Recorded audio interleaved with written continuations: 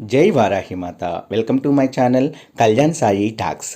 మనము ఇంతకుముందు వారాహి ముద్ర గురించి, దాంతోపాటు వజ్రఘోషం అనే మంత్రాన్ని చదవటం వల్ల ఎంతోమంది జీవితాల్లో ఎన్నో మిరాకిల్స్ ఏర్పడినవని చాలామంది కామెంట్ రూపంలో కూడా తెలియజేశారు. చాలామంది ఇప్పటికీ కూడా ఆ వారాహి ముద్ర వేస్తూ వజ్రఘోషం అనే మంత్రాన్ని చదువుతూ ఉంటారండి. అలాగే అంత చక్కటైన ఒక ముద్ర ఉందండి. ఇది కూడా వారాహి అమ్మవారికి సంబంధించిన ముద్రే. దాన్ని వసీయ ముద్ర అంటాము. కేవలం మీరు బ్రహ్మ ముహూర్తంలో ఒక్క నిమిషము వేస్తే చాలండి. మీకు వెంటనే జరిగిపోయే ఏ పనైనా సరే వెంటనే జరిగిపోయి తీరుతుందండి. అంత పవర్ఫుల్ వసీయ ముద్ర అండి. దీన్ని బ్రహ్మ ముహూర్తంలోనే వేయాలి. మన బాడీలో మనకి ఇక్కడ ఫోటోలో చూపెట్టినట్టు మన బాడీలో 7 చక్రాలు ఉంటాయండి. ఈ 7 చక్రాలు యాక్టివ్ అవ్వాలి అంటే మనము ఈ వసీయ ముద్ర ద్వారా వాటిని యాక్టివేట్ చేసుకొని విశ్వానికి మన యొక్క కోరికను తెలియజేసి ఆ కోరికను మనము సిద్ధింప చేసుకోవచ్చు అనడంలో సందేహం లేదండి. ఇది చాలా శక్తివంతమైన ముద్ర. ఈ ముద్ర ఎవరైతే వేస్తారో తప్పకుండా వాళ్ళ కోరికలు అనేవి తప్పకుండా నెరవేరి తీరుతాయండి.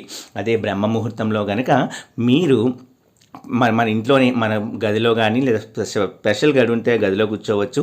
కింద ఒక చాప వేసుకొని మనము ఎలా అయితే యోగా చేస్తామో అలాగా మనము బ్రహ్మాసనంలో కూర్చొని మనం చెప్పినట్లుగా ఈ వసీయ ముద్ర అనేది వేయాలండి.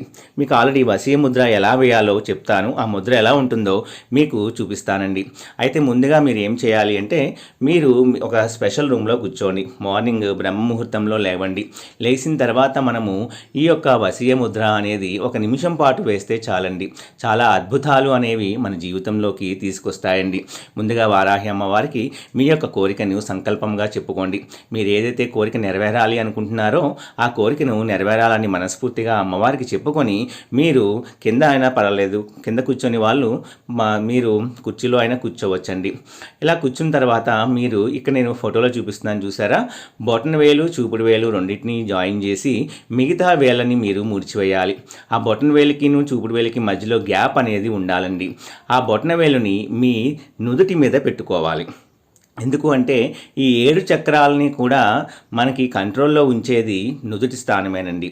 కాబట్టి బొటన వేలు 2 కూడా మీ నుదుటి మీద పెట్టుకొని బొట్టు పెట్టుకునే దగ్గర మనము పెట్టుకొని చూపుడు వేళ్ళని పైకి చూపిస్తూ ఉండాలి. మిగతా వేళ్ళని మనము ఫోటోలో చూపెట్టినట్టుగా మనము క్లోజ్ చేసేసి మడత పెట్టేయాలండి.